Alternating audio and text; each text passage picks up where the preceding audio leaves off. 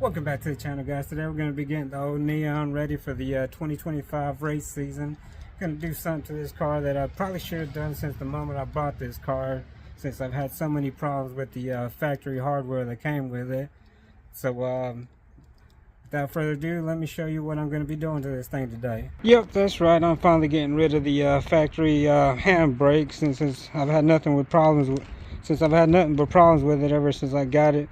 I've tried switching every component that goes into this handbrake setup, and I've had nothing but issues. I can't get it to work right, and it's cost me a lot of races where it hasn't held up on the line. So we're going to be switching to this staging brake, this nice Willwood staging brake. Got the Willwood master cylinder, got a whole bunch of fittings and lines from Amazon. Gonna try to do this as cheaply as possible, and hopefully it doesn't leak. These are going to be the only two specialized tools that you're going to need for this job. It's going to be a brake flaring tool and a little pipe cutter. Other than that, basic hand tools is all you're going to need. So let's get to it. Going to get started by removing the passenger seat and the center console so we can install this nicely made staging brake mount I got from Brent Sharp at B&B Race. So let's go ahead and do that. Alright, now that we got the passenger seat out and the center console out, we have access to the factory handbrake assembly and the shifter. We're going to have to go ahead and remove that shifter so we can put that custom staging brake mount underneath it. So I guess we'll get to removing these real tune shifter cables so we can lift up this shifter mount and place that staging brake mount on. Alright, I'm going to try to slide this mount in without having to remove the shifter cables. So let's see how that goes.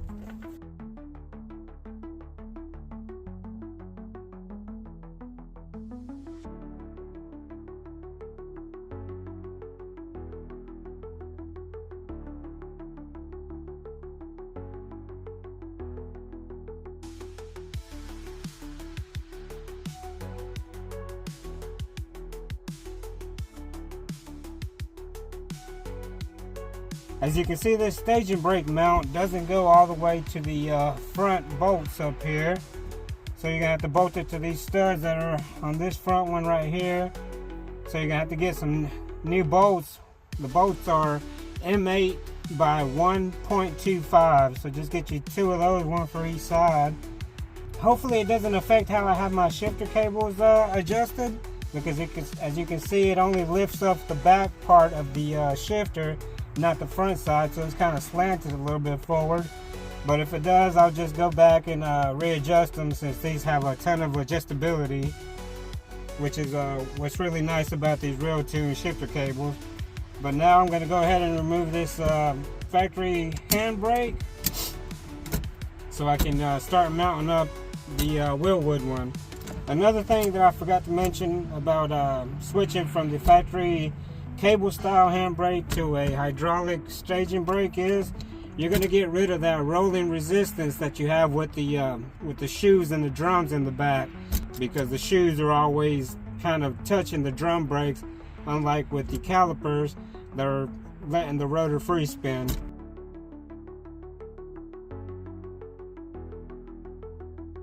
And now we can set up the staging brake, see if it's going to work the way I want it to, because I want this to appear factory. So I'm going to want to put the center console back in and the passenger seat. I know I'm going to have to notch out the center console pretty good, but we'll see how good it looks once we're done.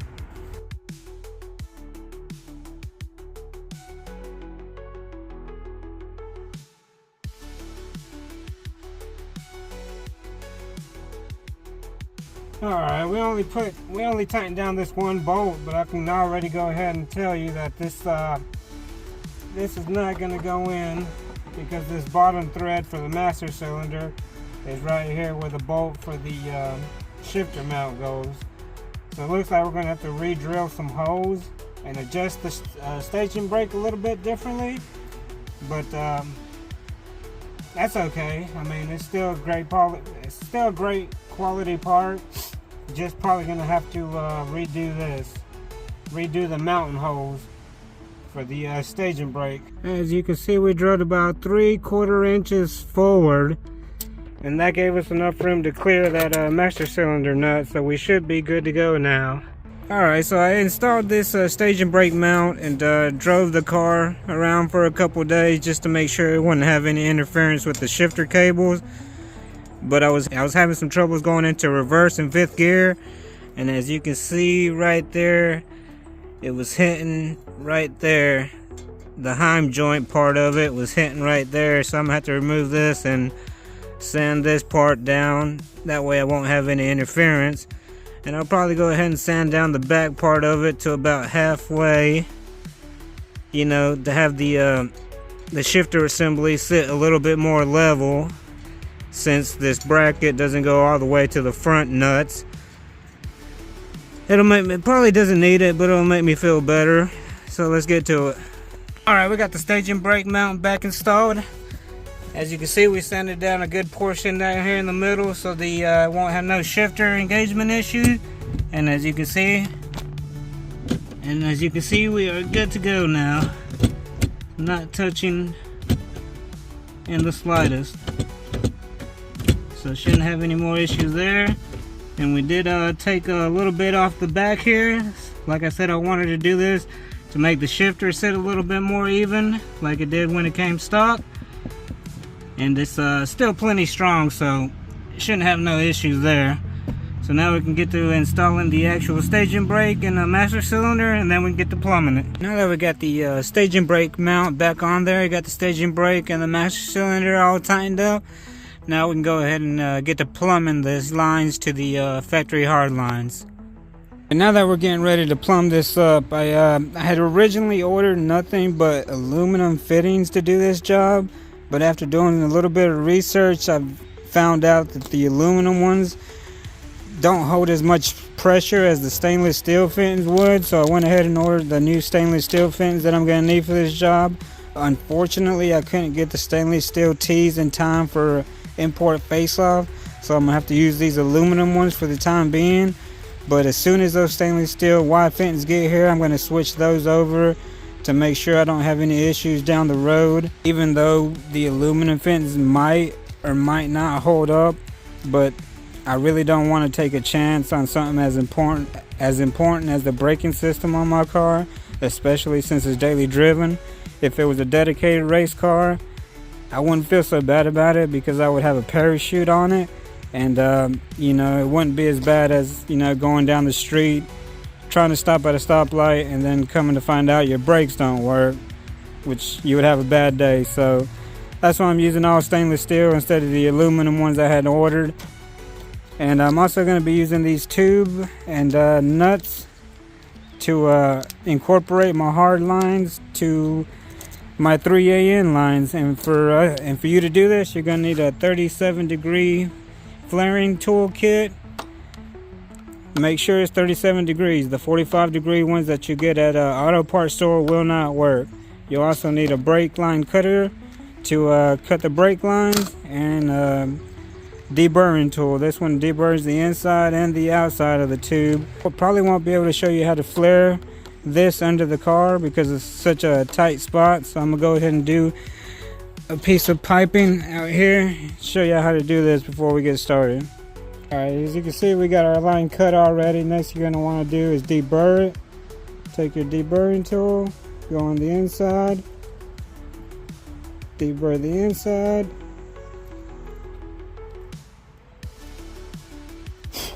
Make sure to deburr the outside.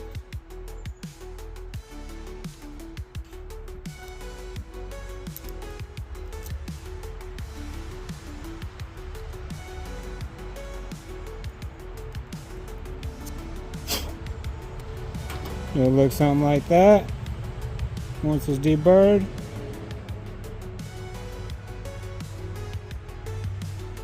Next we're going to do is put in this vise in the 3/16 brake line, so put it in the 3/16 slot. Put it in there. You're going to want this line to sit flush against the vise, so just tap it down with anything you got. Make sure it's nice and flat, nice and flush with the vise. Once you got it flush with the vise, you can tighten the vise down. Make sure it's nice and tight. You don't want this slipping.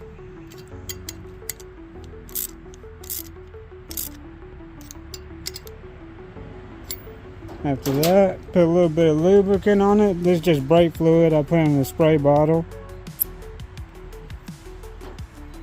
Once you got that, you can use your flaring tool here. Put it over the vise.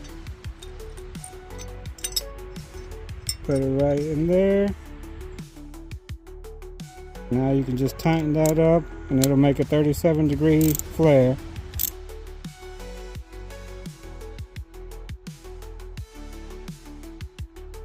And as you can see, I don't know if you're able to see or not, you'll have a 37-degree flare.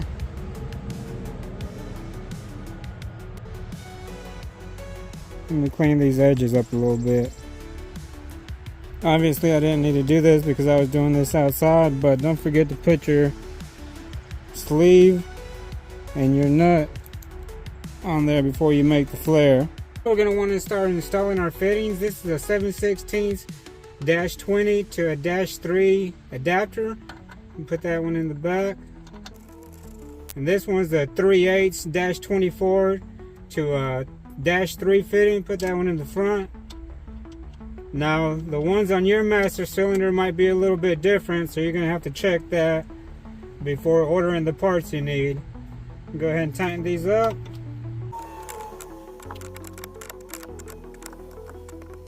Next thing you're going to want to do is drill some holes in your floorboard right here so you can stick your 90-degree, your 3AN 90-degree bulkheads through. I already have my holes drilled, as you can see. So we can go ahead and stick these bulkheads in and then we can run the lines to them. We got our bulkheads installed. Now we can go ahead and run our lines from our master cylinder to our bulkhead, and then we can go into the car and start working under there. I want to go ahead and install these -3 90-degree fittings here to turn the lines kind of down some, so they won't have to go straight up or go down this way. So go ahead and install them real quick. We're going to plumb our lines going to our bulkheads. This back one here is the inlet and this front one is the outlet. So this front one has to go to the bulkhead that's coming from the 2 lines that I teed in from the master cylinder, which would be the front one right there, and this outlet one has to tee into the 2 lines that have teed in going to the back calipers. This one is this one I believe is a 10-inch line, and this one is a bit shorter, which is a 9-inch line. So this one will go to the back one, and the inlet will go to the front ones. Quick little review before I get started and on flaring these lines. Do not buy this performance tool 37-degree flaring kit tool. It is a piece of crap. Tried it a couple of times and it just kept on messing up the line, and I just wasn't happy with it. Started looking at it, and I don't know if you can tell, but look at the flares it's got on here, the tubing it's got. It's all really messed up. You're not gonna get a good flare like that. So the only way I was able to get this to work is take the vise out of my 45-degree flaring kit tool, which, as you can see, has way better flares on it. Okay, there we go, focus. Alright, as you can see, it's way better than this performance tool flaring kit, which, like I said, is a piece of crap. The vise is a piece of crap. Don't buy this. I was able to make it work with the vise out of my 45-degree tool and the 37-degree flare, I guess is what you call this. So I had to use the flare out of this 37-degree and the vise out of the 45-degree to actually get a good flare for these things. So once again, I had seen a bunch of bad reviews on Amazon for this kit, and I just figured maybe they weren't using it right, but it is indeed a piece of crap, so do not buy it. Alright, as you can see, those are the bulkheads coming out of the bottom of the floorboard. Don't roast me on that exhaust. I already have an appointment with Nigel for him to get that all exhaust welded up. Yeah, it's pretty bad. I had to use the flex pipe because the downpipe and the MPX exhaust that I ordered, it's a custom downpipe, so obviously it's not going to just bolt up to the MPX exhaust. But don't worry about that. We got that figured out. Nigel's going to take care of that next week. Well, the week after IFO. But yeah, we got the bulkheads right there. Those are the two brake lines coming from the front. As you can see, I already have them flared. Have the nut and the seal, tube seal on them already. Make sure don't forget those, because or else this won't work.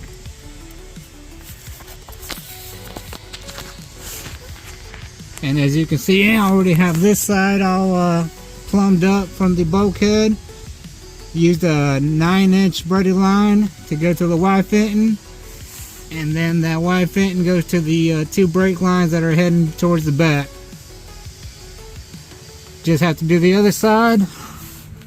Probably gonna have to, bend those brake lines a little bit with the tube bending tool I got. And once I have that all wired in, plumbed in, I mean, we'll go ahead and start bleeding the brakes.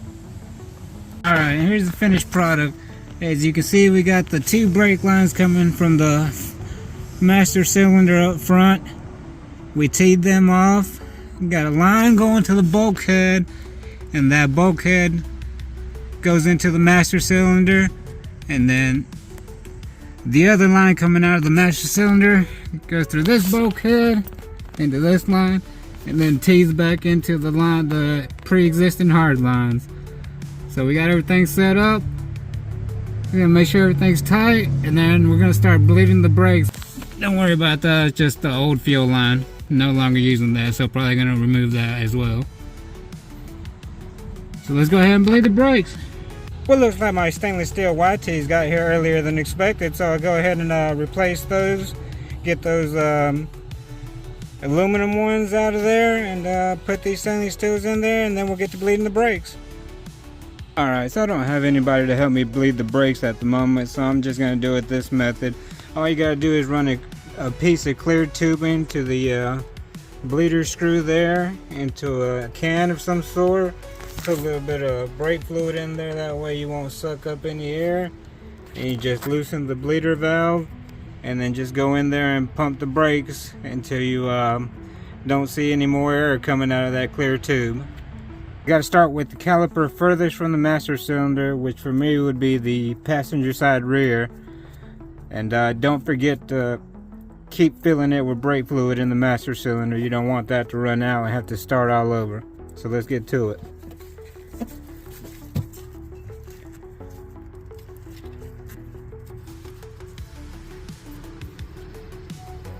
And now we'll just go pump the brake a few times.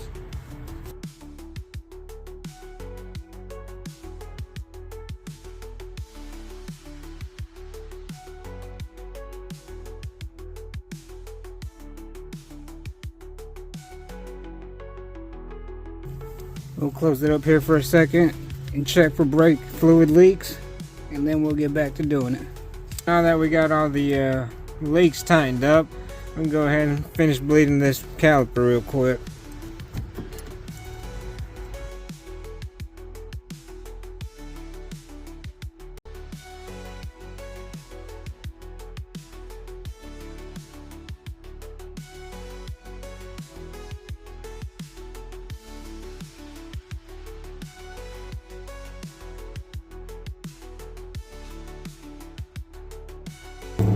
And once you don't see any more air bubbles coming out like that, this caliper is good to go. We can move on to the next three.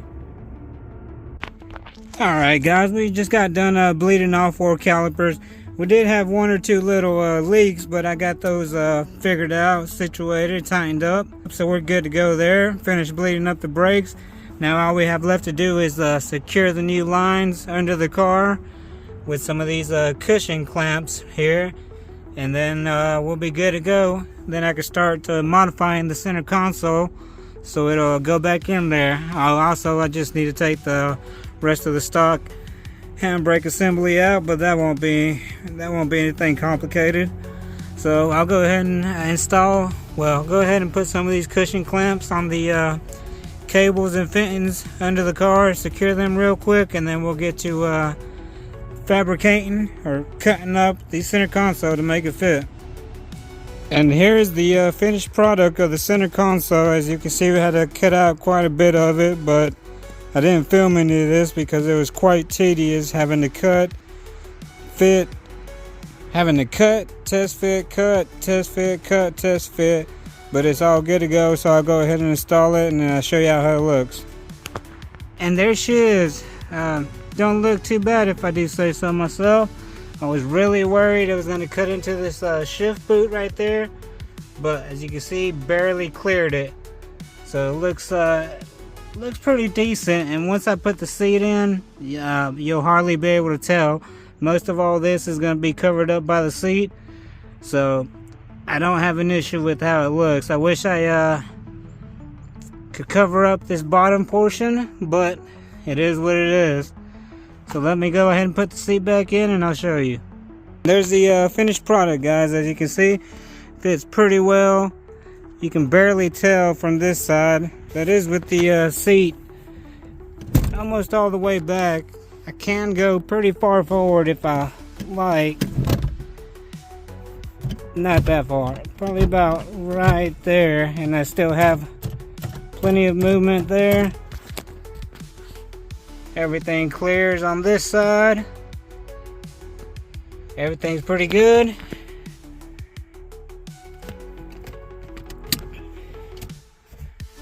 And it almost looks factory. I'm gonna leave that factory brake in for the moment because I'm about to go to the track. And just on the off chance one of the fittings leaks or one of the lines leak, I don't want to be left with absolutely no brakes, since this is a pass-through master cylinder. And on the off chance something does happen and I do lose brakes, I'll still have the factory e-brake to help slow me down. But once I see that all the fittings and everything are gonna hold up, I'll go ahead and remove this. Well, actually I might leave this in there because it doesn't really get in the way of anything, because I do daily drive this, so I still do want to have a parking brake, which that'll work. So, and I have two parking brakes in my car. Well, a parking brake and a staging brake. So that's going to help out a lot when I go to the track. We're going to try it out here very soon this weekend at Import Face Off. But that's going to be it for this video, guys. Don't forget to like, comment, share, and subscribe. And we'll see you on the next one.